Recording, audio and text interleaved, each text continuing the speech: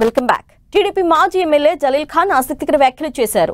2-3 రోజుల నుంచి కార్యకర్తలు ఒత్తిడి తెస్తున్నారని, అందుకే వైసీపీ ఎంపీ అయోధ్య రామిరెడ్డిని కలిసినట్లు చెప్పారు. ఆయన్ను కలవడం తప్ప అంటూ ప్రశ్నించారు. మైనార్టీలకు అన్యాయం జరిగితే ఆ ప్రభావం ఉమ్మడి కృష్ణా జిల్లాపై పడుతుందన్నారు. గెలిచే సీటుని పొత్తులో భాగంగా వదిలేసుకోవటం సరికాదని, తనకు సీటిస్తే వ్యక్తిగత ఇమేజ్తో అయినా గెలుస్తానని ధీమా వ్యక్తం చేశారు.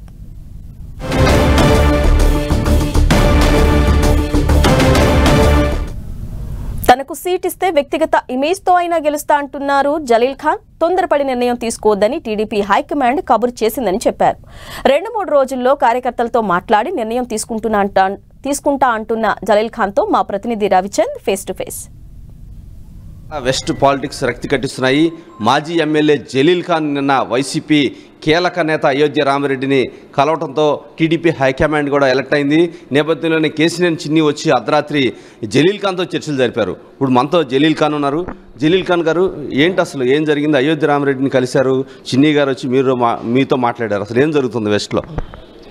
వెస్ట్లో అలయన్స్లో ఉంది సీట్. ఇది పవన్ కళ్యాణ్ గారు టీడీపీ పార్టీ. మేము పార్టీని నమ్ముకొని, చంద్రబాబు గారిని నమ్ముకొని మేము పార్టీలోకి వచ్చాము. మన పార్టీ ఈసారి డెఫినెట్గా రావాలనే ఆలోచనతో అలయన్స్ పెట్టుకున్నారు, తప్పులేదు.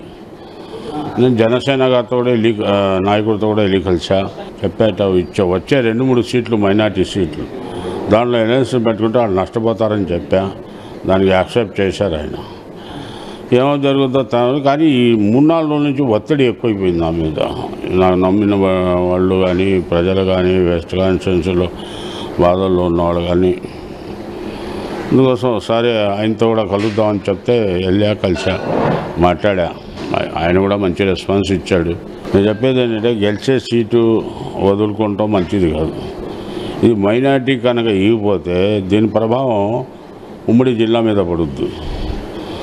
కాబట్టి ఇప్పుడు అవతల పార్టీ మైనార్టీకి ఇచ్చినప్పుడు ఎస్సీలు ముస్లిమ్స్ చేస్తే వైసీపీ క్యాండిడేట్ గెలిచేస్తాడు. నేను కనుక టీడీపీ జనసేన అలయన్స్లో ఉంటే అప్పుడు మైనార్టీ అందరూ జగన్మోహన్ రెడ్డిని కూడా మైండ్లో పెట్టుకోరు, జలీల్ ఖాన్నే మైండ్లో పెట్టు. కాబట్టి ఓట్లు డెఫినెట్గా 90% తీర్చగలుగుతాం. మనకి ఈజీ అవుతుంది గెలుస్తానికి. అంటే ఈ అభిప్రాయాన్ని మీ పార్టీ హైకమాండ్కి చెప్పారు ఎప్పుడైనా? చెప్పా, గతంలో కూడా చెప్పా. వాళ్ళు కూడా నాకు నో అలా. రేపేళ్ళలో తేలుతుంది అది విషయం. అంటే ఇప్పుడు నిన్న అయోధ్య రామిరెడ్డి గారిని కలిశారు, వాళ్ళు క్యాండిడేట్ని కూడా డిసైడ్ చేశారు ఇక్కడ వెస్ట్లో. మీరు కలవడంలో అంతర్యం ఏంటి? డిసైడ్ చేయటం అనేది పెద్ద గొప్ప కాదండి. ఇప్పుడు మంగళగిరిలో చేంజ్ చేయాలా, అట్లా 100 చూపిస్తా ఎగ్జాంపుల్స్. గెలవాలి కదా. క్యాండిడేట్ ఏముంది, ఇన్ఛార్జీలు వేస్తే ఎమ్మెల్యేల కింద టికెట్ ఇచ్చినట్టు కాదు. ఇవాళ ఉన్న సర్వే రేపు ఉండదు, రేపు ఉన్న సర్వే ఎల్లుండి ఉండదు. గెలిచే క్యాండిడేట్ ఇచ్చుకోవాలి.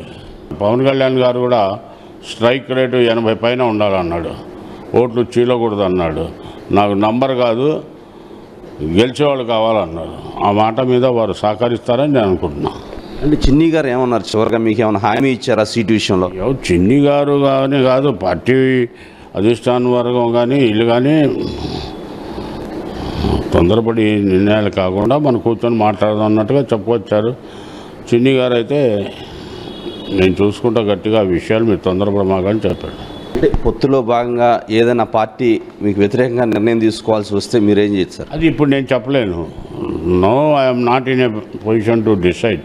మీరు ఆల్రెడీ అయోధ్య రామిరెడ్డిని కలిశారు కదా, ఎట్లా చూడాలి దీన్ని అసలు? అయోధ్య రామిరెడ్డి కలిస్తే తప్పే ఉందండి. నేనైనా కండవా వేసుకున్నానా, పార్టీలో చేరానా?